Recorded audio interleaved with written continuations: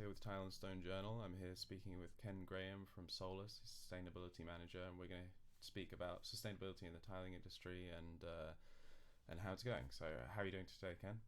Yeah, I'm well, thank you. Yes, just enjoyed a nice morning walk and looking forward to having a chat with you. Lovely, lovely. So, I think we should just jump right in. Um, in terms of sustainability in the tiling industry, how do you think that we've kind of progressed over the last sort of roughly 10-year period? Well, it's not an easy one for me to answer because I'm quite a newbie. I'm very experienced in the field of sustainability. Started off in the UK in my 20s in building design, energy efficiency, energy management, heating and venting, etc., etc. Right. I had some experience of floor coverings then, but specifically working in the tile industry, Mm-hmm. it's really just been 3 months. So yeah, I've been a bit of a sort of like a sponge, like absorbing information. I come from a sort of consulting background, so I'm very used to looking for certain information, looking for gaps, trying to qualify information so Okay. it's accurate and relevant and it makes sense. It's just what you do as a consultant. You want to make sure that you're sharing obviously the right information because you want to give sound advice. And yeah, I have to say at Solus, they've been really cool, really forward-thinking company. They, I think they possibly are the first tiling manufacturer to appoint a sustainability manager. So it's quite a bold move. And I have to say, everybody I've met in the business, they've not sort of said, why are we doing this? Or do we have to do this? It's been more of a case of show us how to do this. We want to do this. And they've been really engaging. And all the findings that I've uncovered, I've developed quite an extensive presentation. There's various versions of this presentation. And I've just completed internal team training. I Okay. think I've probably got about 80% of the whole of Solus people through the training now. So they're all aware of some of the things that I found. And I've also been sharing this information with customers, prospects, and obviously manufacturers as well. So that's one of the things I found really Yeah. interesting in this role is that a lot of the issues that I personally identified, uh, they're not new. A lot of the manufacturers I speak to, they say, "Yeah, we know that's a problem," and it's kind of Sure. like, "Well, why haven't we addressed it?" So, in terms of making progress over I think you said 10 years, I can't really directly answer it, but I can honestly say, I think that the industry is well placed to make some significant progress Right. over the next few months if we get a few things sorted. And I'm Sure. happy to Yeah. talk about those things that need sorting. Yeah. Yeah. It sounds like in a way the you kind of Solus appointing a sustainability manager is quite a good sort of step in that direction. But It is. there's obviously still lots of work to be done, Yeah, industry it's wide. quite a risky thing to do as well.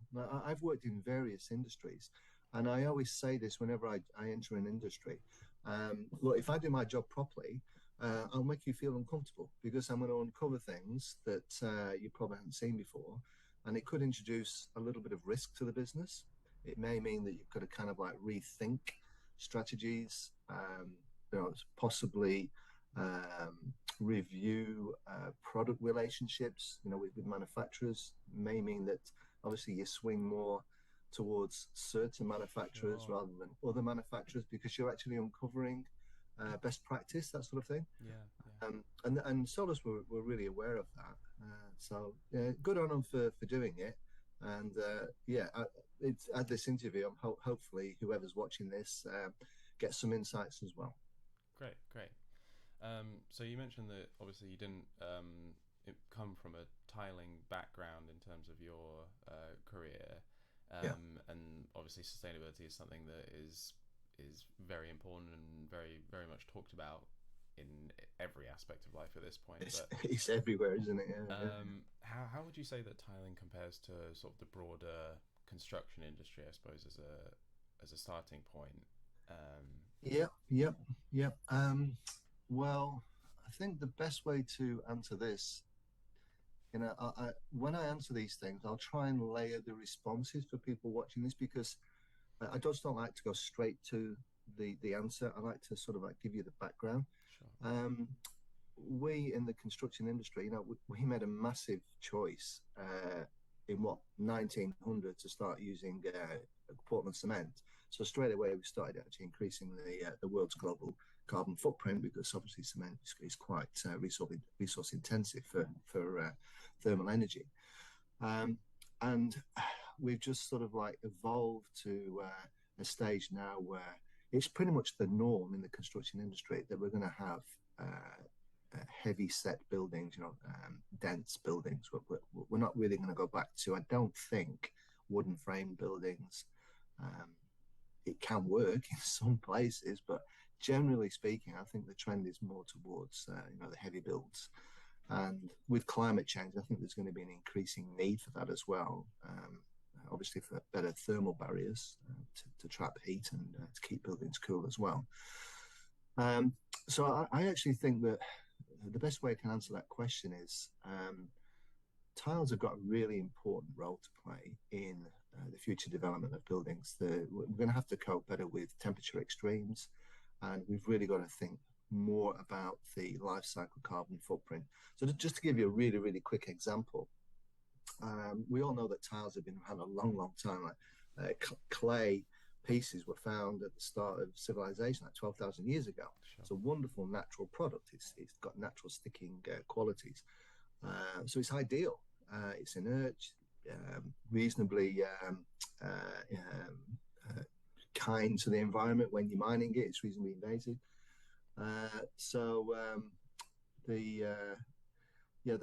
The whole positioning of a floor covering product is really, really important. And when you think about the alternatives, if architects are still looking at vinyl, linoleum, and carpets, they've really got to ask the questions whether or not they're actually durable options. Well, they have many, many benefits. We all know what they are. But if we're really, really trying to focus on sustainability moving forward in building design, we've got to choose products that are really going to cause the least amount of damage to the environment and the least amount of damage to us moving forward. Because really sustainability is about saving ourselves and other living things. It's not really about saving the planet. The planet's been here millions of years and it will outlive humans. So the sort of floor coverings I think architects should be looking at are obviously those with low carbon footprints, but have got a long life cycle. And a carpet can typically last maybe 10 years, depending on its application, where it's used. Linoleum maybe a little bit longer, wooden floors a bit longer. But ceramic tiles, porcelain tiles, stones, they can last a long, long time. The Romans showed us that. We should, I believe, be really thinking about ceramic tiles as being a long-term, sustainable option. And as long as we get the design right, it sort of makes some of the designers feel a bit uncomfortable. I'm sure some clients want bright colours to go with their brands, that sort of thing. But if those bright colours don't actually meet the needs of a new tenant, the chances are that tiles are going to be covered or taken up and something else put down. Tiles, I think it's one of those products where you really want to put it in once and keep it in once. Right. And keep the footprint as low as possible. And so I think it's actually in a good space, the industry, if we just address certain problems that exist within the industry right now.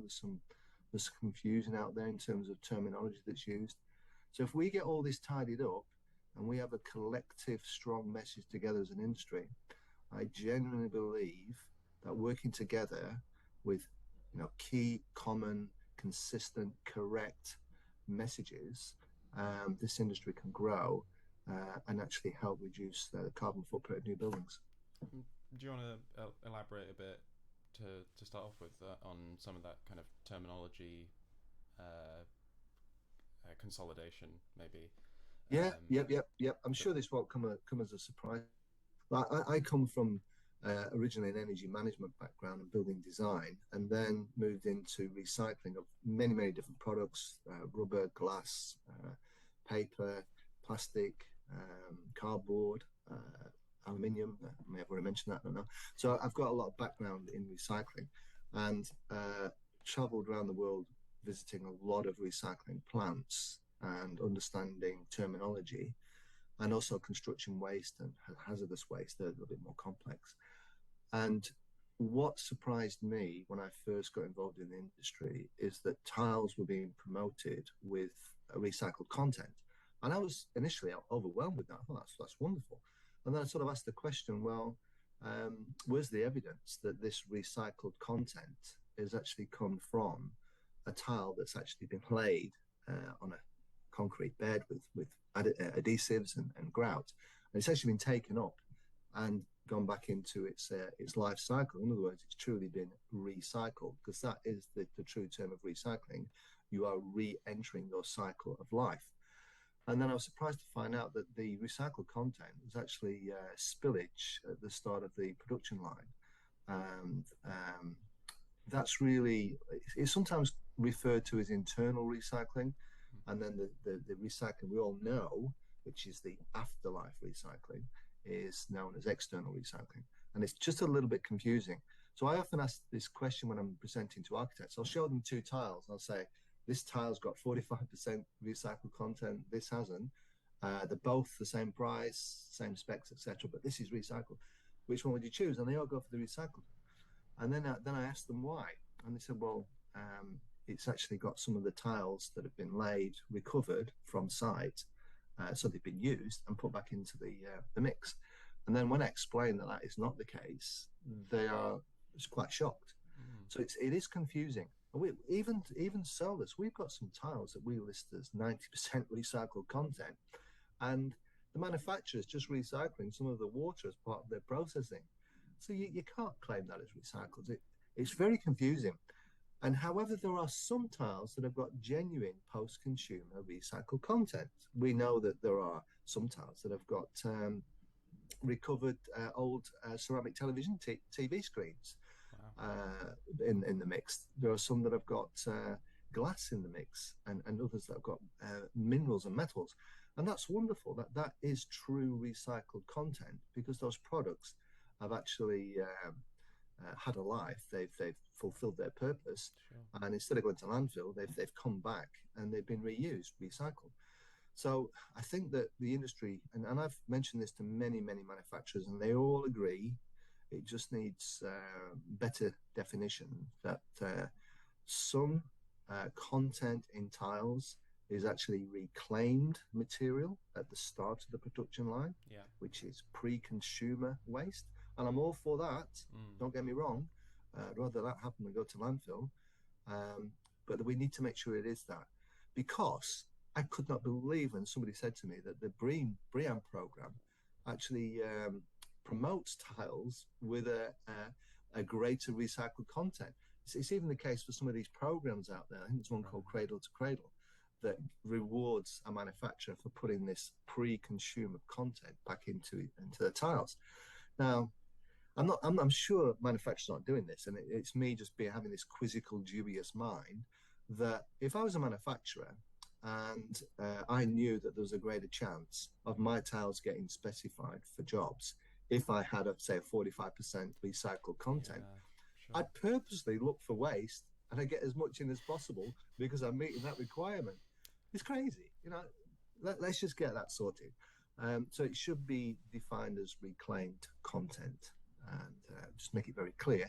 And then if we have got genuine recycled content, then let's claim that as well. And that kind of leads me to the other one that bothers me, and that is there are a few tile manufacturers out there that have claimed their tiles are circular. So they're not a linear product. They don't go from cradle to grave. They go from cradle to cradle. Sure. And the true definition of cradle to cradle is that a product is made, it's born, it's used, it fulfills its purpose, and then avoids going to the grave. It comes back and is reborn, hence back into the cradle. Now, I've talked to one of these manufacturers. I've been in touch with Cradle to Cradle, and I've explained that it's very, very confusing. I've actually got a tile here. Just so happens I use it for a coffee mat for my cup of coffee, Nice, but nice. here's a tile. So I've actually had them explain that, oh yeah, it's definitely cradle to cradle because we believe that once we've made this tile, if this tile comes back to us, it can go back in and be cradle to cradle. And so I've politely said, well, you don't actually sell tiles. Nobody sells tiles. We sell tiling for flooring solutions. Nobody buys these and puts them on the shelf to look at. No. They're cemented into the ground and grouted, for goodness sake. That's what they're used for. Or they're put on a wall. That's what they're used for. So if anybody claims that their products are circular or cradle to cradle, we just need to ask the question. I have asked this question and nobody's given me the information yet, that once these tiles are put in the ground, cemented in and grouted in, please demonstrate how much of that content has actually been able to be removed from the floor and has actually come back to your factory and gone back into the process. Yeah, Now, if you can demonstrate that, great, because that is truly cradle to cradle. So anybody watching, please, if you know of this happening and that tiles that are actually being cemented into the ground and grouted are actually being removed of all the contaminants and then, in other words, being disassembled and going back into the process and coming back again, please let me know, because that's a great story. And we should be doing that. But I've spoken to, there's a university in Finland, and there's a professor that's been given a grant to specifically look at the potential for recovering clay from ceramics that have been on the floor. And I've got a copy of his email, happy to share it with you and whoever. And he quite clearly states that the cost, the energy, the emissions required to try and extract the clay from those tiles from a building site, it just does not make it worthwhile. It's just impossible to do. So what we should be saying, Alex, is look, these products, they're a wonderful product. They come from an inert product that's been around for millions of years through erosion. And we're kind of like in the earth moving business. We're getting a natural product.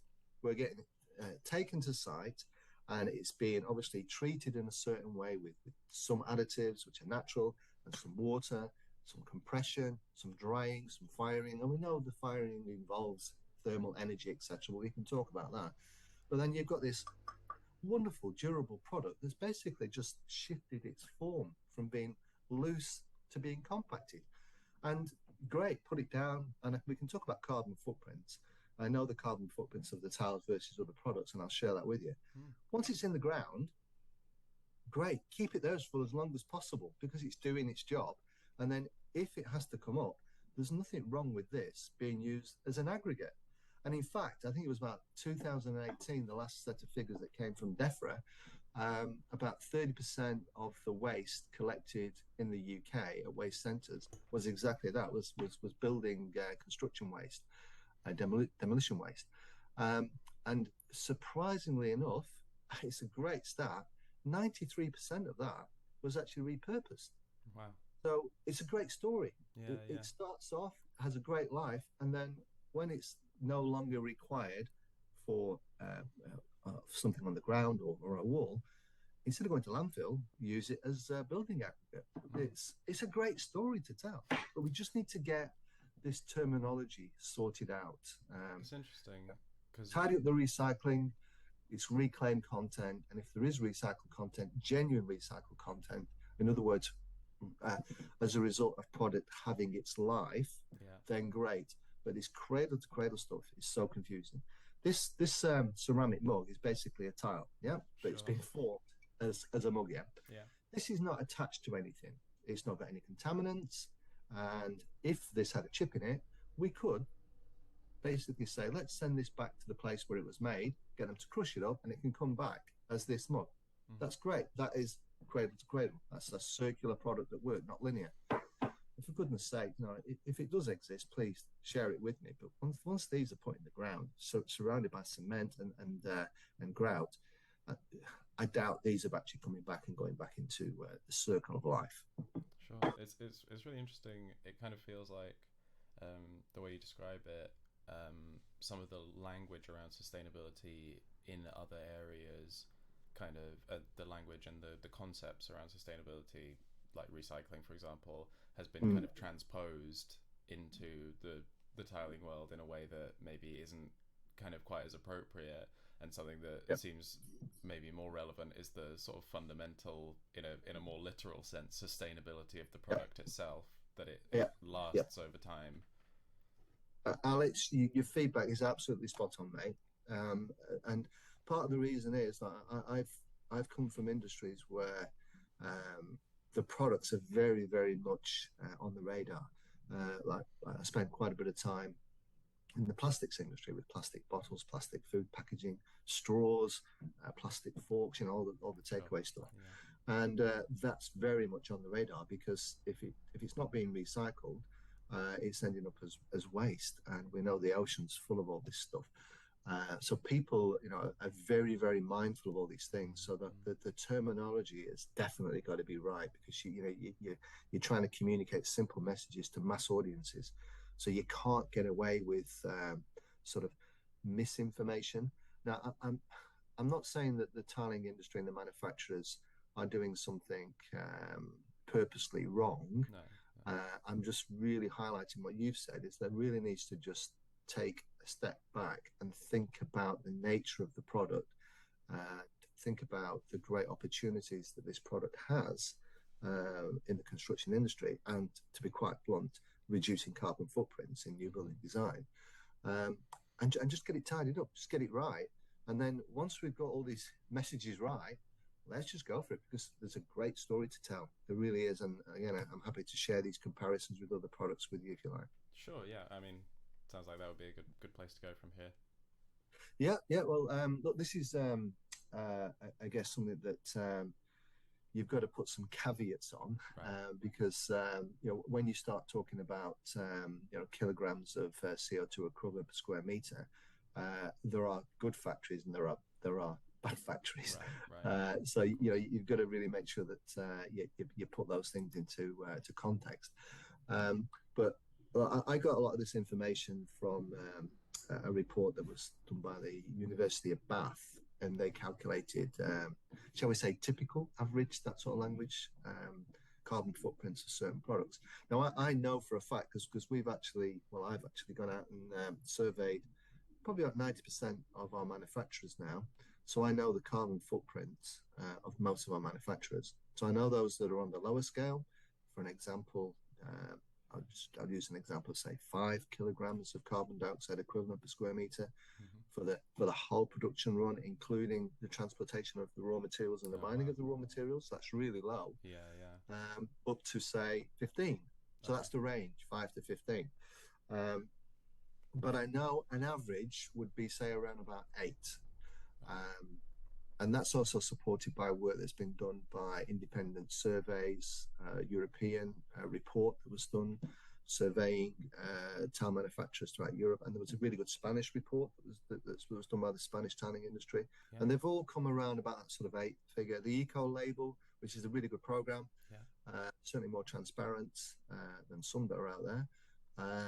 They have a figure of around about 8 as being best practice. So if I was to say a typical carbon footprint for a ceramic tile is, say, 8 kgs, it's just an averaging factor. There are some that are down at 5, some at 15. So you've really got to weigh these things up.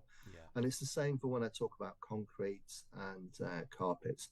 But if we just went on some basic averaging factors from that University of Bath report, typically concrete, sort of like a 15 centimeter screed, 1 square meter of that would be around about 30 kgs of carbon dioxide equivalent. Right. But that lasts a long time.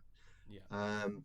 Vinyl carpet, this is, sort of fossil fuel based carpet. It's got polyester type, that could be 15 kgs, and wool, that would be around about 6 kgs. Linoleum, which is quite a natural product because you've got linseed oil as a key component there, that comes out around about 4 kgs, and vinyl flooring comes out about 3 kgs. Wood around about 1 kgs. So straight away you can see wood would have a low carbon footprint per square meter, Sure. followed by vinyl, linoleum, then the wool carpets. Then tiles come in at about 8 kgs, and then you've got these fossil fuel-based carpets about 15 kgs, and then you've got concrete at 30. But, and this is the big but, ceramic tiles, they can last a long, long time, the life of a building, at least 60 years, obviously if laid properly. Whereas a carpet, typically 10 years. Vinyl and linoleum, typically 20 years, and wood, typically 30 years. So if you were forward planning to get the lowest possible carbon footprint for a building, you'd be thinking, well, what's my starting footprint? And what's the long-term life cycle footprint? Sure. And like tiles, once they're down, they're great. The application process is pretty straightforward, as long as we've got low carbon cement and grout, which we can talk about. It's a little bit of a gap in the market there. No volatile organic compounds are coming out.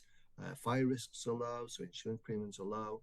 And like with carpets, you've obviously got to vacuum them, so you're using electricity, and with linoleum you can get cuts, so you've got damage, etc. So I don't want this to come across I'm really knocking these products. I'm just really trying to look at this from a pure sustainable position, that if you were to put ceramic tiles down, it really is a good long-term option, because the carbon footprint initially is low, the durability is superb, the maintenance is low, and for that 60-year term, you potentially could have replaced the carpets 6 times if they only last 10 years. So you've got 6 lots of that carbon footprint being reproduced. Sure. And same with linoleum, that could just be maybe 3 times. Now, wood is potentially a good option. However, we know that wood has got certain challenges with waterproofing, the fire risk, and probably the most important one is that obviously we have to cut down trees to do this. Now, way back when we were all living, this is like 200, 300, 400 years ago, when we were living in wooden buildings, trees were much larger. You could actually get larger planks of wood because they were older. But a lot of them are gone now. Right. And a lot of the new trees that are being grown now, you just can't get the length of wood because they've not had time to mature. Sure. And when you cut a tree down, it actually takes around about 10 years for a tree to start acting as a CO2 sink and absorbing the CO2. It takes probably about 100 years for it to fully, effectively fulfill that obligation to mankind, keeping us clean. So it begs the question whether it should go wood. So for me, from a pure sustainable position, it just kind of makes sense to use this natural inert product, make sure we get the firing done with the most efficient processes as possible. And some factories have got photovoltaic panels on the roof to reduce the carbon footprint, which is great. Sure. If we can get obviously the clay from more closer sourced mines, so there's less transportation involved, that's great. If we can get a lower carbon footprint adhesive out there and grouting, and I know there are some around, but I really want to try and find something that gets us down to sort of like the same as a tile, like 8 kgs if we can. Great long-term solution. Yeah. Superb. Yeah. In that very insightful answer, you spoke about sort of a big part of this is getting the laying of the tile right, and that whole process. So I wanted to ask you, what do you think the kind of tilers, tile fixers, contractors can be doing and can be thinking about doing maybe in the future that can kind of work towards these sort of sustainability goals? Well, look, I guess, and this is a sensitive answer, and I remember I'm quite new to the industry. I've only heard that these things can happen. Okay. What would really trouble me would be is if an architect spec'd certain type of tile that had a good low carbon footprint, and spec'd a certain type of adhesive and grout that had a good low carbon footprint. I would hope that that spec maintained all the way through the job, and it wasn't sidetracked or hijacked, whatever the term is, and you get a contract that says, we don't really want to use that product, we'll use this product instead because we're used to it, etc., etc. And I can get why some of these things may happen, because you're familiar with the product and you trust it, etc. So I'd like to think that specs go ahead as spec'd. And I think the key thing is that these new products. And I know there are some out there now. I think there's one product that's got about 50% reduced carbon content. I won't mention brands because I don't think it's appropriate. People will be able to find that out themselves. Sure. Great. If that is as it is, and it's got half the carbon footprint of normal tiling adhesive, Yeah. then people should be using that. And hopefully, and I'm sure it does. I'm sure these folks don't market a product that doesn't work because they would soon know about it. I would hope that the contractors would switch to that because it's a lower footprint. Everybody is involved in this. It's affecting everybody. Try and take things up at a higher level. Um, the likelihood is that very soon there will be minimum carbon footprint targets placed on buildings Yeah. where an architect, a developer, a contractor has got to meet a certain requirement. Now, the sort of number that I've been seeing used is about 600 kilograms of carbon dioxide per square meter. So if that's their target and they've got to achieve a building to be built underneath that spec, they're going to be looking at all these things. And once they've spec'd, if say their number goes to say 700, they've got to trim 100 somewhere. So they'll be looking where they can start to reduce the carbon footprint in all the products that they're specking to try and get it down to under 600, or the building won't get signed off. Now, that's highly likely to happen, and it should happen. If we're going to take this seriously and not just talk about this stuff, but actually do something about it, then it will be a case of everybody involved in the whole chain, from the source of the raw material to the production to the transportation to the laying of the tiles, has got to take responsibility and actually maintain a belief in the specifications and not look to do any shortcuts, because we're only cheating ourselves if we don't maintain those specs and we end up still increasing our footprints. Then nobody's winning. We're all just losing. Yeah. So I mean, just to you would say by the time it gets to the person laying the tiles, it's really mainly down to the product spec and the integrity of the product spec being maintained. Yeah, and obviously, I think getting the fit outs right, making sure that we've not sort of over ordered tiles, and like Sure. tilers know how to do this. That they're usually pretty efficient. I guess like just my own limited experience of putting a few tiles down myself in my own home. It can be a bit of a challenge when you want to do some sort of like edging and you're cutting a tile. It makes you feel uncomfortable knowing you're actually cutting a whole complete tile just to get a nice line going down there, and you know that some of your offcuts have got the two edges of the offcut edges, and you don't want to put that in because it's got a different corner to the other tiles. So I get all that, but it is a case of, I guess, just being as prudent as possible and just planning best you can to reduce wastage. Yeah, no, that all sounds very sensible. So, in your position, you say you've been there for about 3 months. What are you kind of aiming to do? Maybe, well, in whatever time span you'd like to talk about, but what are you and Solus, I guess, trying to do to improve the industry sustainability at the moment? Yeah, well, as I mentioned, we are going through and undertaking a number of presentations. So I've presented to about 3 architects practices now, and I've got quite a few lined up. I was actually looking to do one this afternoon, but the old rail strike, unfortunately, has cancelled that. But that's okay, I understand. So we want to really make sure that first of all, we are comfortable with our messages. And some of the things I've talked about with you and whoever's watching this video, I've had these discussions with manufacturers and with my colleagues and with architects. So this isn't something that's sort of like just something that Graham is saying. Sure. It's his opinion. This is me being kind of like a conduit, if you will, of information that has been shared to me. So I just want to see Solus continue to inform, educate, and just better position tiles as a sustainable option. And look, if it means that there's, it's kind of like in marketing we call it baking or making a bigger pie rather than getting a bigger slice of the pie. Sure. Okay. Obviously, as Solus is a business, and sustainability is not just about the environment; it's about the economy and it's about social fabric as well. So we want to make sure that obviously we prosper in a sustainable way. So we want to grow sustainably, but we would also like to think that if we get this right, we'll see more tiles specified. Like for, excuse me, I'm just in a video call, sorry. No worries. I've got somebody just knocked on my door. It's quite funny that. Yeah, I sort of lost my thread a little bit there. Sorry.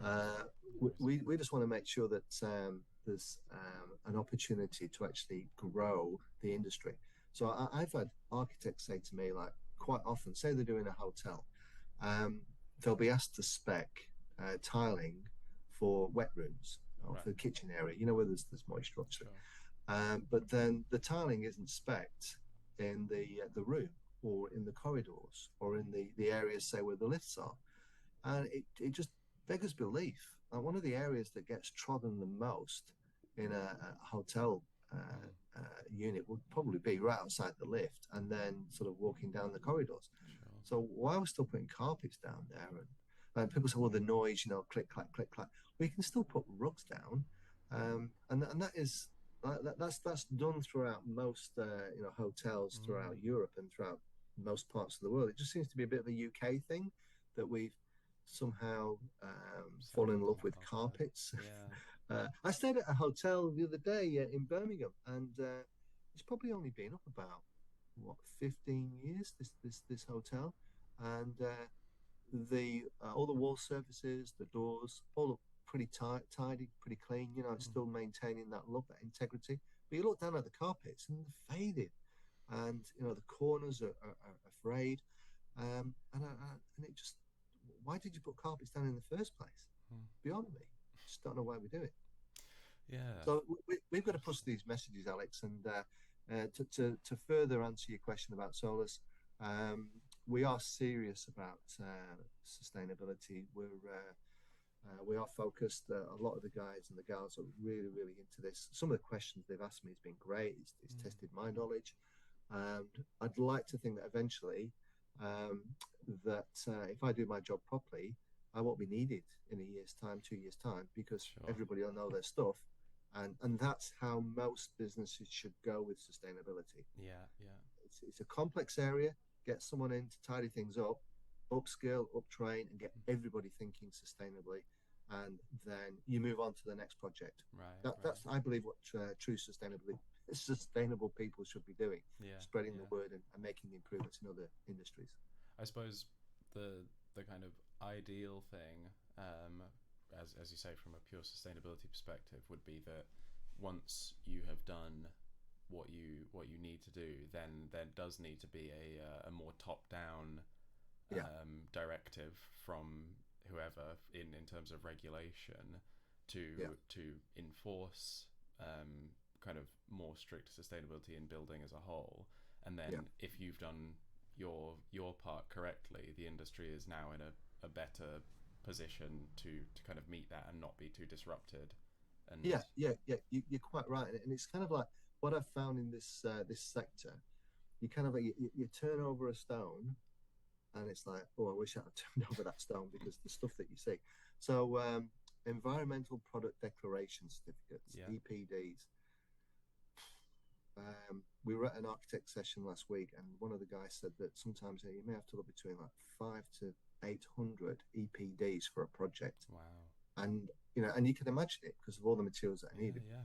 And so I started looking a bit closer at all the EPDs what we've got for our manufacturers, and they're so different. I'll give you some examples. There are basically, I'd say, 3 types of EPDs out there. Okay. So the first type of EPD that's out there is what's known as an industry-wide one, where a manufacturer hasn't had their own specific factory assessed. Now, an EPD looks at the life cycle assessment of the product. If it's done properly, it's not just the carbon footprint of the production facility, it's actually looking at the mining, the transportation, the production, the packaging, then the transportation, then the laying, and then the afterlife. That's what a true EPD should do. They exist to educate on life cycle assessment. Sure. An industry-wide one is basically where a factory said, we don't want one for ourselves, but we've actually got a number of factories around us that are similar to us. They're like, they use similar production technologies. We're getting our clay from similar places. It's being transported roughly the same. So what we'll do is we'll collectively pay to have an industry-wide EPD produced. Now, an architect looks at that, and if they want to say, well, what is the carbon footprint of this tile? And please give me the carbon footprint of this tile. You're not actually answering his or her question, because what you're doing is you're providing an indicative carbon footprint for this tile that's been done by for an industry for a number of factories in a zone. So that's the first type. So it's kind of useful. It's better than nothing, but it's not really answering the question. Sure. The second type of EPD is where a factory has had an EP done specific to that factory, but they are bundling all the different products going through the production line, different thicknesses, different sizes, different finishes, say for a year. Then they're basically saying, this is the carbon footprint of our factory. And we've generated so many meters squared of product, and so we've averaged it. And that's a bit more useful. So again, to answer the architect's question, we're kind of answering your question. We can't give you the specific carbon footprint for this tile. However, we can tell you the carbon footprint from that factory, and that's very, very representative. So it's good to go off. Sure. Now, the third type, which really is the most useful, but it's not often found, is where the factory has actually got a separate EPD for each product run. And that truly answers the architect's question. So they say, what's the carbon footprint of this tile? Well, we do know it because the factory has had an EP done specifically just for this tile. And this all costs money. And it all gets bundled into prices, etc. Sure. When you turn over that stone EPD, it's quite interesting. Very interesting. I guess that ties a little bit again into your sort of one of your first kind of directives in this conversation, that a call for sort of greater clarity and specificity in terms of language. Amazing. So I just wanted to close up by sort of asking a fairly open-ended question, although it perhaps merits a pretty specific answer of how do you, I suppose it could be split into two parts, is how do you hope that the industry moves with regards to sustainability over the next, again, whatever period you'd like to define. It could be long term, could be short term, and then what's your sort of maybe realistic prediction? Hopefully there's as little difference between those two as possible. Look, I guess a lot of these issues have got to be addressed upstream with the manufacturers, but then also downstream with the installers. If we start off upstream first, I'm having really good dialogue with manufacturers to try and tidy up all these terms, which is great. So that will really help. And we've got to put ourselves in the shoes of somebody who's got to maybe spend 15,000 for an EPD, and they're going to weigh up whether or not it's actually something that is going to be essential for them moving forward. Now, with EU regulations and with extra pressure that's being placed on architects to get the specs right, one would expect the manufacturers to get more and more focused on their EPDs and make them perhaps more specific to the products. So that would just be like a normal market transition you would expect. Sure. You've got to have a ticket to play type thing. And in terms of suppliers, I think we've got a really important role to play, working with architects, developers, corporates, specifiers, etc., to make their job easier, their lives easier. We know that there's a lot of confusion, a lot of complex information out there. And I think if everybody in our industry was all on the same page and all sort of believed in the same thing, the same terminology, there wouldn't be any confusion, Mm-hmm. and it would be perhaps a lot easier then to get tiles specified more and more in projects, like I say, displacing other materials. And anybody listening to this from the carpet industry, the vinyl industry, like the products are great. I'm just really highlighting the difference in terms of the life cycle analysis, how long they last for, and the carbon footprints, and essentially just stressing the difference between something that is really man-made, i.e., there's an awful lot of technology gone into creating a product, Yeah. versus something that's really just an inert mineral that's just been compressed. Think about that in terms of sustainability. It may be that we get more tiles specced in other areas, so Yeah. the pie becomes bigger Yeah. rather than a sole fighting over a bigger slice. And then look, in terms of downstream, I would love to find more sustainable solutions for adhesives and grouting, and maybe even smarter ways of putting things on the wall. Like, obviously, when something goes on the floor, it's going to be really, really compact, and it's going to be very rigid because it's going to get a lot of Yeah. movement, a lot of knocks. But when you think about tiles going on the wall, do we really need to cement them on? Right? Is there a way, perhaps, of coming up with smarter fixes that makes the disassembly of those tiles easier? Yeah. So if an architect does specify loud and bright and fluffy tiles for a Sure. client that's got a specific brand need, it's not going to be that arduous a job to actually remove those tiles and maybe reuse them somewhere. So that's potentially something that would be a development down the track. So yeah, that's sort of the way I see things unfolding. Just Just just more education, more communication, consistent information, correct information, hmm and let's pull the trigger. This is a great story for the industry. Absolutely. We should be getting behind this. Yeah.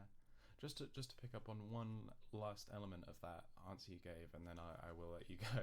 But Yeah, the I don't think the person who knocked on the door is still there. I think they went. so I hope not. I would feel bad for them if they were still waiting. No, it's you've mentioned a couple of times actually about sort of the design of tiles and kind of loud, heavily designed tiles. Yeah, If I'm sort of interpreting correctly, being in a sense less sustainable. fashion. Sure, yes. Um, and I wonder, is that something that you might hope to see, again, from this sustainability point of view, maybe a trend towards more neutral kind of designs of tiles? Do you think that that would be a meaningful change, or do you think Yeah, that's look, kind very astute of you. You're spot on. We have talked about this within the business. Um, we do tend to supply more tiles that fit the sort of neutral theme, of, yeah, yeah, which is great. So it's already in place now. sure, But in terms of the loud stuff, I totally get it because interior designers, I'm sure they would want to sort of like just work in an environment where everything's shades of grey and shades of brown, sure, that they want colour. So I get all of that, but maybe there's a compromise where it's almost like the template, the mm-hmm, palette is neutral because then it can last, yeah, which is your observation, which is spot on. And then the overlays, the wall hangings, the rugs, the things that can be easily removed, the accessories, shall we say, are the things that are bright. So maybe we just need to think a little bit more like that, yeah, and maybe we'd be more sustainable then. yeah. That's really interesting perspective. Fantastic. Well, that's everything that I kind of wanted to specifically kind of address today.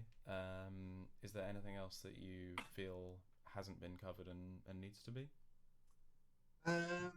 Possibly just a very brief mention of the good old 80-20 rule. Okay, so this is Pareto's principle. You've heard of this one? I don't believe so in this context. Okay, all right. So it goes back to floor covering issues. Right. The chances are when floors are laid, Yeah. 20% of the material is going to be used 80% of the time. That's Okay. where the traffic is. Okay.